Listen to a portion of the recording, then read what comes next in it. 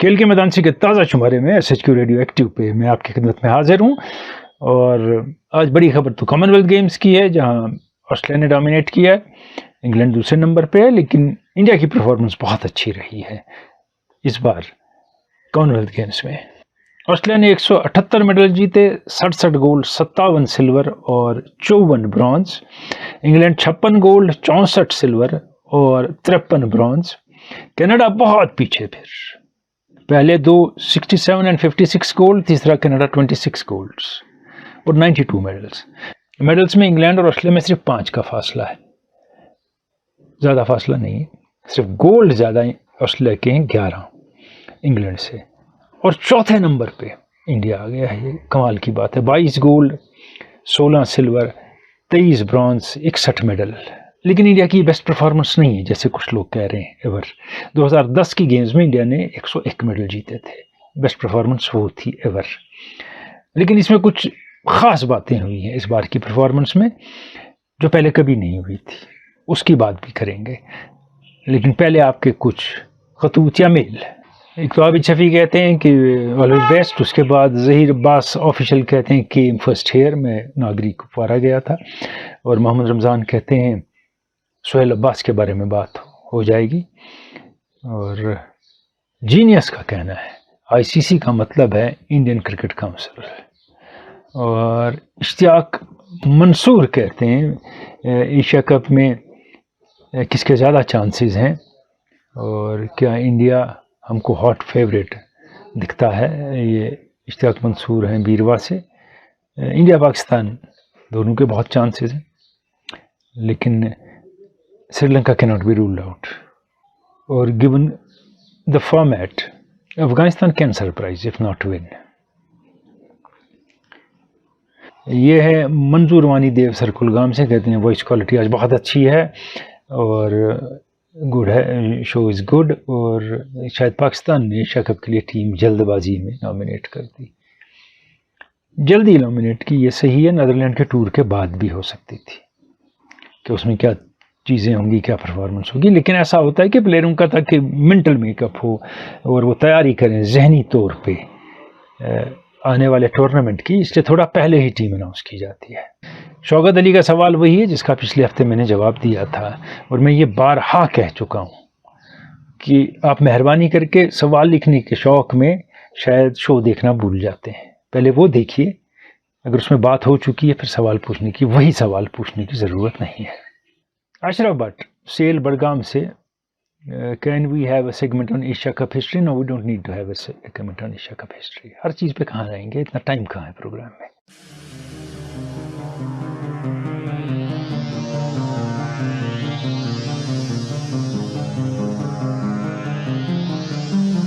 खेल के मैदान से में बढ़ते हैं आगे इस खबर के साथ कि ट्रेंट बोल्ट ने कहा है कि वो अब कॉन्ट्रैक्ट नहीं चाहते हैं न्यूजीलैंड क्रिकेट का। इसका मतलब ये है कि वो बहुत कम नज़र आएंगे न्यूजीलैंड के लिए खेलते हैं, पिक एंड चूज़ करेंगे जब खेलना चाहेंगे, और वो डिफरेंट लीग्स खेलेंगे। और जो एमिरेट्स में लीग हो रही है, कहते हैं बड़ी हाईली पेड लीग है, वो उसमें भी शामिल होंगे। बात यह है कि एज के साथ एक अगर ऑप्शन मिलता है प्लेयर को कुछ और करने का, तो गलत बात नहीं है, क्योंकि कुछ लोग इसको इसलिए ले रहे हैं इस वक्त के क्यों नहीं खेलेंगे जब मुल्क के लिए खेलेंगे। मुल्क के लिए प्रेशर ज़्यादा होते हैं, लॉन्गर फॉर्मेट में ज़्यादा प्रेशर होते हैं, और जो लीग्स हैं इसमें कम टाइम में कुछ पैसा कमा लेते हैं, फ्यूचर भी सिक्योर हो जाता है। ये नहीं कि बोल्ट जैसे खिलाड़ी का फ्यूचर अभी इनसिक्योर होगा, लेकिन अब ज़माना यही है, तकाजा यही है। इसमें एक सोचने के लायक बड़ी बात अहम है कि जब एंड्रयू फ्लिंटॉफ ने इंग्लैंड के बोर्ड को एक ज़माने में कहा कि मैं कॉन्ट्रैक्ट नहीं चाहता हूँ, मैं मर्जी से खेलूँगा, तो लोगों ने उन्हें मर्सनरी डिक्लेयर किया। और उसके बाद एंड्रयू फ्लिंटॉफ ने सिंगल मैच इंग्लैंड के लिए नहीं खेला, उनको कभी सिलेक्ट नहीं किया गया। और आज इंग्लैंड अपना क्रिकेट छोड़ के IPL में भेजता है प्लेयरों को। सो नॉर्म्स हैव चेंज्ड ड्रास्टिकली, और इट्स अ फैक्ट, इसमें कुछ नहीं हो सकता। और बड़े खिलाड़ी लगे हैं इस वक्त कि 50-50 का खेल ख़त्म होना चाहिए। अब 40 का मैच कर लीजिए अगर 50 का TDS दिखता है। पिछले प्रोग्राम में भी मैंने कहा था, लेकिन ये ड्रामेबाजी न कर दिए at the best of franchises. अब फ्रेंचाइजीज़ के गुलाम हैं, हम जानते हैं।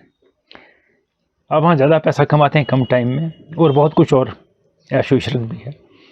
इसीलिए ये बातें ना करें कि अब कोई नहीं देखेगा, मज़ा नहीं आएगा। जब आपने उसको अहमियत ही नहीं दी तो देखेगा कौन। एक और अहम खबर, रूडी कोट्सन साउथ अफ्रीका के जो थे मगर इंटरनेशनल अंपायर थे, 9 तारीख को कार के हादसे में जहां बहक हो गए और उनकी उम्र 73 साल थी। वो 2002 में एलीट पैनल में आए और उसके बाद उनने अंपायरिंग शुरू की और उसके बाद 2 वर्ल्ड कप के सेमीफाइनल, 2 एक फाइनल में अंपायर रहे और 108 टेस्ट मैचेस, 209 ओडीआईज और 14 T20 इंटरनेशनल्स में उन्होंने अंपायरिंग की है।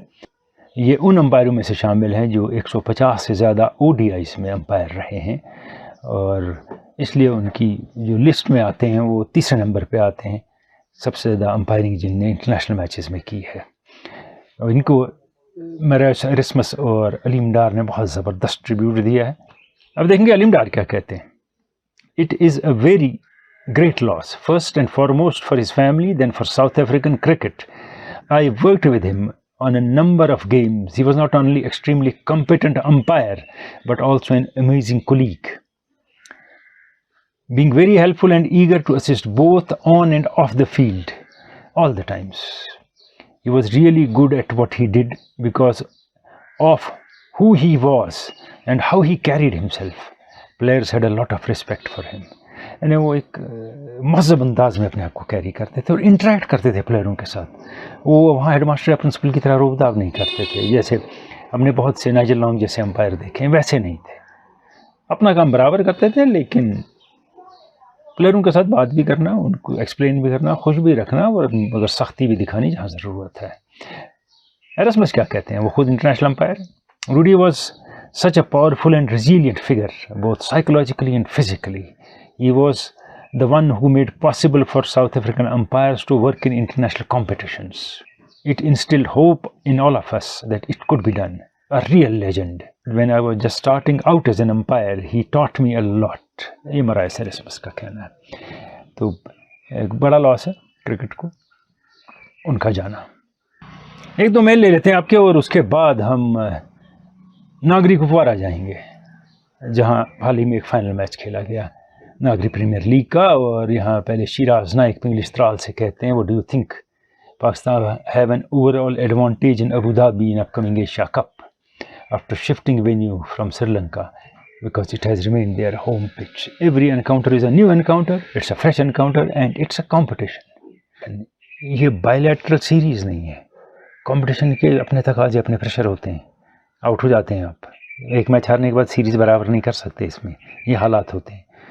तो सबकी बराबरी है, कोई एडवांटेज खास किसी को नहीं है वहाँ। शेख फयाज और पिंगलिना पुलवामा से, हैड इंडिया एंड पाक performed beyond expectations in Commonwealth games, particularly India.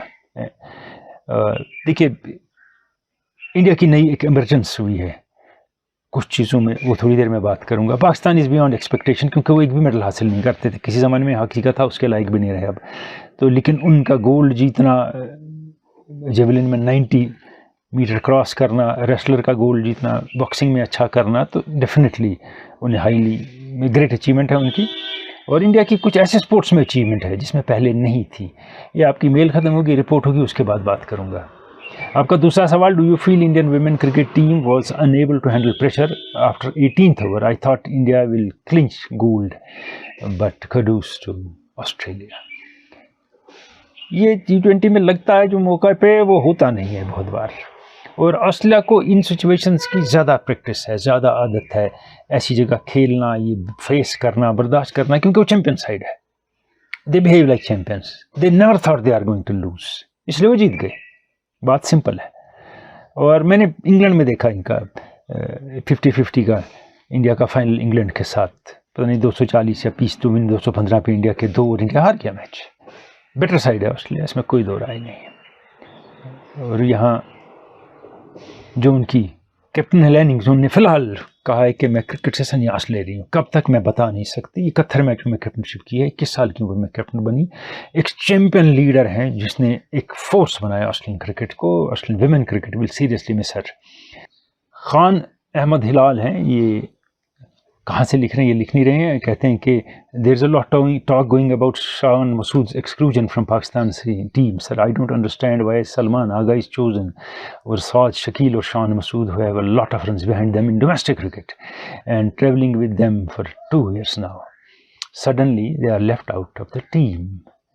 They face, do you think the process of selection will risk career of many talented players?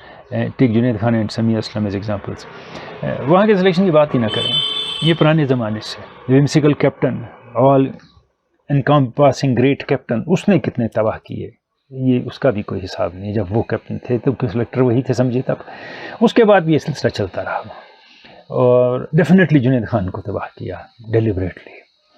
और जहाँ तक आपका कहना है कि साद शकील और वगैरह, सेलेक्टर बेहतर जानते हैं किसको सिलेक्ट करना है, लेकिन जो शान मसूद फॉर्म दिखा रहे हैं इस फॉर्म में उनको इंटरनेशनल क्रिकेट खिलानी चाहिए थी. Don't wait, man in form should get the chance when in form.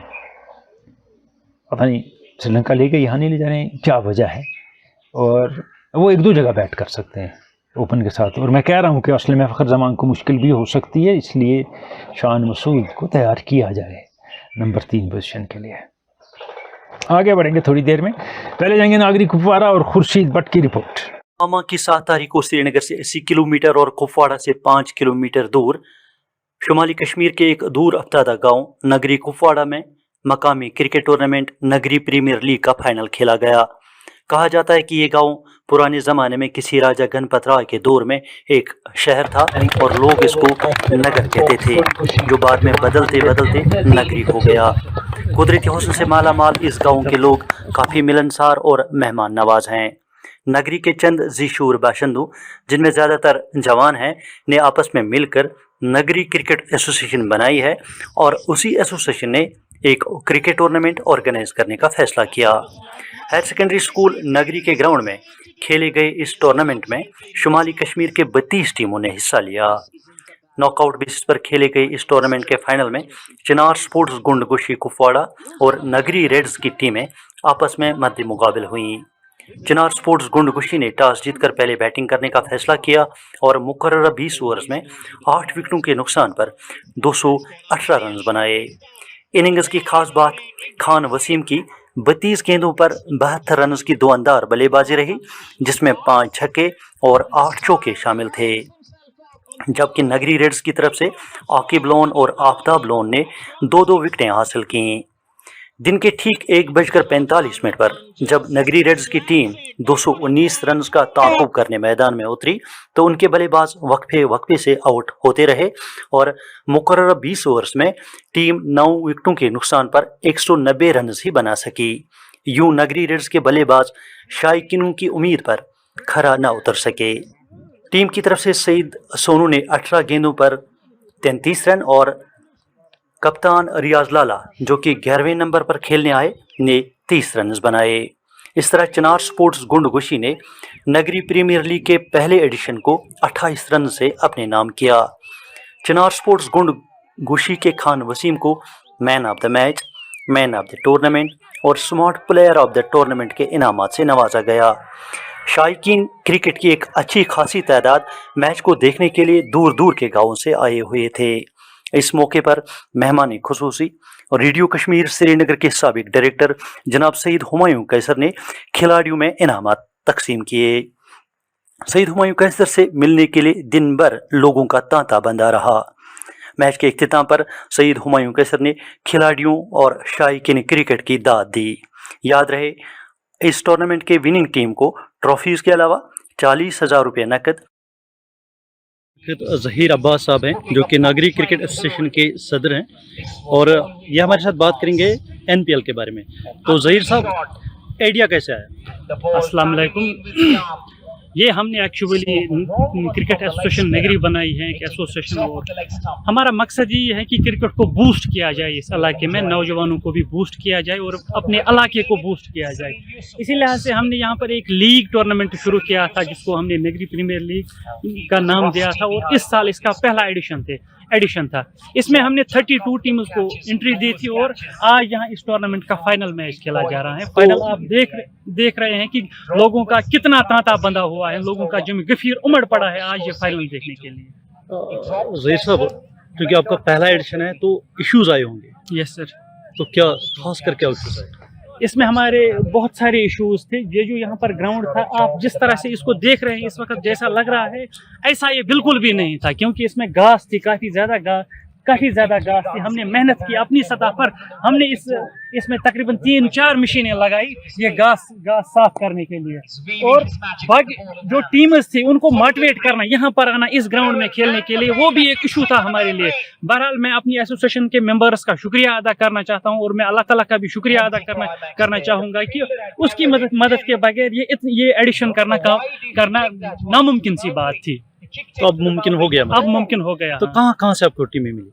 हमारे यहाँ बांडीपोरा से भी यहाँ टीम आई थी, बारामूला से भी यहाँ टीम आई थी, throughout the district Kupwara, Rajbar से टीम आई थी, लोलाब से टीम आई थी, बहुत सारी टीमें आई थी इस टूर्नामेंट में। और आज जो फाइनल है, फाइनल में जो टीम है ये गुंडकुशी की टीम है और नगरी की एक लोकल टीम है। तो क्योंकि आपकी जो फी है ज़्यादा, जो मैंने सुना ज़्यादा बड़ी भी नहीं है, तो अब इनामात की बारी है आज, उसमें क्या है? यस सर, हमने जो इनाम रखा है विनिंग टीम के लिए हमने 40,000 का कैश प्राइज रखा है, और जो रनर अप टीम है उसके लिए हमने 20,000 का कैश प्राइज रखा है, और और ट्रॉफीज भी हमने रखी हैं। और हमारा और हमने जो लोग यहाँ पर मैनेजमेंट जो थी हमारी, हमने 6-7 लड़कों को यहाँ एंगेज किया था इस टूर्नामेंट के साथ, और हमने उनको सैलरी रखी थी, उनको हम बाकायदा तौर पर सैलरी पे कर रहे थे, चाहे वो कमेंटेटर हैं, चाहे वो अंपायर हैं, चाहे वो दूसरा कोई ग्राउंड मैन हो, ग्राउंड को साफ करने का काम जिसके जिम्मा था। तो ज़हीर साहब, इस हिसाब से तो लगता है कि आपको ज़्यादा पैसा बचने वाला नहीं है। पैसा बिल्कुल भी नहीं बचा है हमें, अपनी जेब से हमने तकरीबन 500, किसी ने 200, किसी ने 300 दिए, और तब ये इतना ग्रैंड फाइनल मुमकिन हो सका। ये थी खुर्शीद भट्ट की रिपोर्ट नागरी कुपवारा के प्रीमियर लीग के हवाले से, और मैंने कहा कॉमनवेल्थ गेम्स की बात करेंगे। इंडिया के जो गोल हैं उसमें देखिए, उसका मैं थोड़ा आपको ब्रेकअप दिखाता हूँ, और या मेडल्स का जो वेट लिफ्टिंग है और पावर लिफ्टिंग, उसमें 3 गोल्ड, 3 सिल्वर, 4 ब्रॉन्ज, और जूडो में 2 सिल्वर, 1 ब्रॉन्ज। मैं जो कहता हूँ बहुत सी चीज़ों में इंडिया ने कमाल किया, उसमें एक कमाल टेबल टेनिस में किया, 4 गोल्ड, 1 सिल्वर, 2 ब्रॉन्ज। और इमेजिन 40 साल की उम्र में शरद कमल के 2 गोल्ड, 1 सिल्वर, 40 साल की उम्र में, और जो 7 मेडल इंडिया ने जीते हैं उसमें से 3 में शरद कमल का हाथ है। ये बड़ा राइज है इंडिया का। स्क्वाश में 2 ब्रॉन्ज हैं, 2 एजिंग खिलाड़ी खेल रहे थे तो भी 2 ब्रॉन्ज लाए, बड़ी बात है। आगे रेसलिंग की तरफ चलते हैं। इंडिया का इस वक्त एशियन गेम्स में भी यहाँ भी टॉप स्पोर्ट रहा है, 6 गोल्ड मेडल हैं और 1 सिल्वर है, 5 ब्रॉन्ज हैं। इसमें एक ख़ास बात है, विनेश फोगट तीसरा लगातार गोल्ड, 14, 18, 22, ये यूनिक है। बॉक्सिंग में इंडिया के 3 गोल्ड और 4 ब्रॉन्ज। बॉक्सिंग भी इंडिया का एक अहम खेल रहा है जिसमें इंडिया मेडल जीतता रहा, इवन ओलंपिक्स में। आगे जिस खेल का जिक्र करूंगा बड़ा अहम है, athletics, mother of all sports कहते हैं उसको। 1 गोल्ड, 4 सिल्वर, 3 ब्रॉन्ज, 8 मेडल। 2010 के बाद पहली बार इंडिया ने कुछ मेडल ट्रैक एंड फील्ड में लाए हैं। और कमाल की बात है, वॉक में पहली बार मेडल प्रियंका गोस्वामी का सिल्वर, और स्टीपल चेज में अविनाश सबले का मेडल, वो भी कभी नहीं आया था। और सबसे अहम जो बात है, एल्डोजे पॉल का गोल्ड ट्रिपल जंप में, और उन्हीं के साथ ही अब्दुल्ला अबू बकर का सिल्वर ट्रिपल जंप में। 1-2 इंडिया। देखिए मेंस जेवलिन में तो नीरज नहीं खेल पाए, अनफिट हो गए थे, लेकिन विमेन जेवलिन में ब्रॉन्ज लाया अन्नू रानी ने। So India is rising in athletics. मैं पहले भी कह चुका हूँ, मगर डोंट कंसिडर एशियन गेम्स में ऐसा होगा, ये बड़ी कमज़ोर होती हैं उनके मुकाबले गेम्स। बैडमिंटन में इंडिया सुपर पावर है दुनिया का, not to speak of Commonwealth, मगर यहाँ मेंस या टीम का बेसिकली इंडिया को गोल्ड नहीं मिला, ये हैरानी की बात है। लेकिन जो गोल्ड इंडिया ने जीते, पीवी सिंधु ने गोल्ड जीता विमेन में, और लक्ष्य सेन ने मर्दों में। अब आप देखें, पीवी सिंधु 14 में ब्रॉन्ज, 18 में सिल्वर, 22 में गोल्ड, ये यहाँ खास बात है। लॉन बॉल्स में 2 मेडल इंडिया के हैं, मेंस में है सिल्वर और विमेन में है गोल्ड। ये भी एक नई बात है, हालांकि लॉन बॉल कोई पॉपुलर खेल नहीं है और कोई इतना बड़ा खेल भी नहीं माना जाता है, लेकिन इसमें कुछ परफॉर्म करना उस खेल में जिसमें आप नहीं जाने जाते हैं और जो आम नहीं है, ये भी बड़ी बात है इंडियन स्पोर्ट्स के लिए। और मेंस हॉकी में सिल्वर, विमेंस क्रिकेट में सिल्वर और विमेन हॉकी में bronze. After long time women hockey में मेडल। और मेंस हॉकी का जो फाइनल हुआ वो वैसा ही हुआ जैसा 2010 में हुआ था ऑस्ट्रेलिया के साथ। बड़े फैन फेयर के साथ इंडिया पहुंचा था, 8 गोल हो गए। मैं देख रहा था दिल्ली में। और इस बार ऑस्ट्रेलिया ने 7 गोल कर दिए। इंडिया इतना बुरा नहीं था, पर ऑस्ट्रेलिया ने कुछ कमाल ऐसा किया कि 7 गोल कर दिया फाइनल में। So India had a very good outing in Commonwealth games without doubt.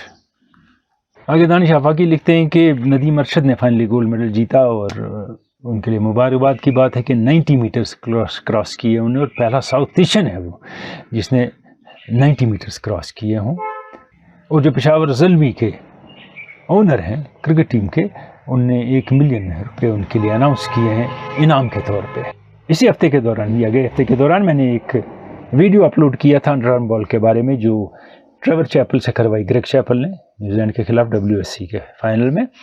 और इसके बारे में भी कुछ लोगों ने मेल किया है। बिलाल ख़ान कहते हैं कि चिड़ी बांडीपुरा से कि शुक्रिया, आप अपनी इन्फॉर्मेशन फराहम करते हैं हमें। और leg break, off break, orthodox spin, googly etcetera, sir इसमें क्या फ़र्क है? बहुत फ़र्क है, बहुत ज़्यादा फ़र्क है। और आप भी देखते नहीं हैं, आप देखते होंगे टीवी पे। किसी दिन आपसे पूरी तरह बात करूँगा। मुजफ्फर अहमद वानी कहते हैं first view from Devsar Kulgam.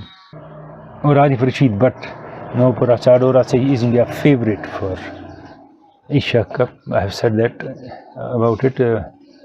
इरशाद सूफी को धड़कन की याद आ गई। और thank you very much. Hi sir, वाई सर की ज़रूरत नहीं है लिखने की, क्योंकि मैं वैसे इन चीज़ों का जवाब नहीं दूंगा वहाँ।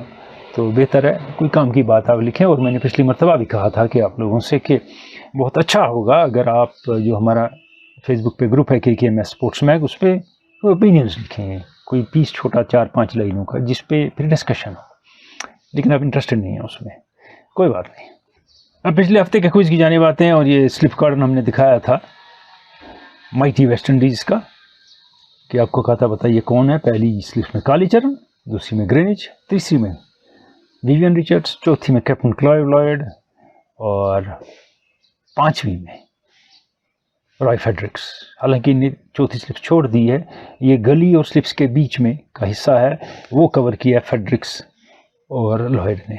पहला सही जवाब फारूक अब्दुल्ला भुट्टिंगो अनंतनाग से देते हैं।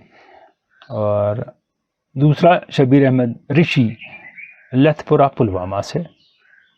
इसके बाद मुश्ताक लून तुर्कवांगाम शुपियन से। आगे आप बढ़ें तो वाजिद गुलजार बांडीपुरा से भी सही जवाब देते हैं। और आबिद शफी मालमा पनपुरा से सोपुर से ये भी कहते हैं Kallicharan, Gordon Greenidge, Vivian Richards, Clive Lloyd and Roy Fredericks. ये हैं इश्तियाक मनी चिट्टी बांडीपुरा से सही जवाब के साथ। शौकत अली आवान गुंड पुलवामा से, इनका जवाब भी सही है। जी आसिफ इकबाल यवागुर बड़गाम से, इनका जवाब भी सही है। डार रऊफ आपका जवाब भी सही है। मलिक सरफराज सोनियम पटन से भी सही जवाब देते हैं। काजीगुंड से आबिद हुसैन मानी का जवाब भी सही है। शेख कैसर अहमद ये कहाँ से हैं? गांधरबल से, ये भी सही जवाब देते हैं। तो ये थे जिनने सही जवाब दिया है। विनर कौन है मैं आपको थोड़ी देर में बताऊंगा। और कुछ लोगों ने कहा लेग ब्रेक, ऑफ ब्रेक वगैरह की बात की जाए। देखिए सीधी बात है, जो बॉल राइट हैंडर के मिडल पे गिरे और ऑफ की तरफ जाए वो लेग ब्रेक है। और यही बॉलर लेग स्पिनर जब उल्टे हाथ से यहाँ से बॉल निकाले और आप लेग स्पिन समझें और वो ऑफ के बाहर गिर के अंदर आए तो उसे गुगली कहते हैं। और off break bowler normally off पे ऑफ के बाहर बॉल गिरा के राइट हैंड बैट्समैन के लिए अंदर लाता है मिडल और लेग की तरफ, उसको ऑफ ब्रेक बॉलर कहते हैं। स्पिन या ब्रेक बॉलर आप जो कहें उसको। जो लेफ्ट हैंड बॉलर है वो क्या करता है, नॉर्मल काम उसका ये है कि वो मिडल से राइट हैंडर के ऑफ की तरफ बॉल निकालता है। कुछ उल्टे हाथ से भी फेंकते हैं जिसको हम चाइनामन कहते हैं, वो अंदर लाते हैं कुलदीप यादव की तरह। तो वो उनकी गुगली हो गई समझिए आप। लेकिन वो ऐसा भी करते हैं कि जैसे आपने अभी जयसूर्या को देखा, जडेजा भी करते हैं विद आर्म। इन सारी बॉलें बाहर जा रही हैं, यहाँ जा रही हैं, एक बॉल थोड़ी सी अंदर की तरफ आती है, फास्ट विद आर्म, उसको आर्मर कहते हैं। तो ये लेफ्ट आर्म स्पिनर की बात हो गई। मामला सिंपल है, आप टेलीविज़न पे देखेंगे आप इजीली समझ जाएंगे कि क्या मामला हैं इसमें। और क्रिकेट चारों तरफ खेली जा रही है। और इस वक्त क्योंकि ऑस्ट्रेलिया अभी और इंग्लैंड और इंडिया मेजर टूर्नामेंट्स नहीं खेलते हैं, आप बड़ी खबरों में देखेंगे ही नहीं क्रिकेट को, या मेजर मैचेस नहीं खेल रहे हैं, क्योंकि जहाँ से रेवेन्यू है वहाँ की बात ज़्यादा है। बात हो रही है कि सब टेस्ट ना खेलें और 4 साल में ओडीआई ख़त्म हो जाएगा, और फिर 100 की बात हो रही है जो इंग्लैंड में चल रहा है, और यहाँ से 10 की बात चल रही है। तो इसलिए अब कम्प्लीटली इंटरनेशनल क्रिकेट कॉर्पोरेट की गिरफ्त में है, चाहे एडवर्टीजमेंट हो, चाहे टीवी राइट्स हो, चाहे खेल हो मैदान में। और हमें नहीं पता है कि नतीजों पे उनका कितना कंट्रोल है। आईपीएल में तो लगता है बहुत कंट्रोल है, बहुत जगह नतीजों पे। तो ये है हालात कि ICC has lost to corporates and cricket is going out of their hand, और इट हैज़ ऑलरेडी गॉन। देखिए फुटबॉल में इससे ज़्यादा पैसा है, इससे ज़्यादा फेम है, इससे ज़्यादा बड़े खिलाड़ी हैं, और इससे ज़्यादा फ़ैन फॉलोइंग है। लेकिन फिर भी कहीं ना कहीं फीफा रशिया को बैन करके पॉलिटिकल फ्रॉड करने के बावजूद गेम को ठीक तरह पकड़े हुए है। गेम में अपनी ही ज़्यादा चलाते हैं, इंटरफेरेंस कम रखते हैं। यहाँ आईसीसी वेट करता है कि वो क्या करेंगे, फिर हम उनके हक़ में फ़ैसला देंगे। यह हाल है क्रिकेट का। और यहाँ से आज का सवाल ये है, और उस पर लिखा हुआ है आपको क्या करना है। जवाब देंगे KKMS स्पोर्ट्स मैग जो हमारा पेज है या ग्रुप है फेसबुक पे, उस पर। और वहाँ अभी भी आप लोग, बहुत से लोग बहुत फजूल चीज़ें लोड कर रहे हैं जो मैं डिलीट कर देता हूँ। मत करें, मैं आने नहीं दूंगा पेज पे। ये स्पोर्ट्स का पेज और वही रहेगा। आप वहाँ टाइम लाइन पर लिखें, सिर्फ वहीं, और कहीं जवाब ना लिखें अपना। और ये बात तो हो गई, लेकिन विनर का नाम ही नहीं बताया मैंने। आज के विनर आबिद हुसैन वानी काजीगुंड से। बहुत बहुत मुबारक आबिद हुसैन वानी काजीगुंड से। आज आप KKMS क्विज के पिछले हफ्ते के विनर हैं। इजाज़त चाहूँगा आपसे, आप क्रिकेट देखते रहिए, लेकिन सोचिए जो हो रहा है वो खिलाड़ी कर रहे हैं या डोर किसी और के हाथ में, ख़ासकर लिमिटेड ओवर्स क्रिकेट में। खुदा हाफिज़।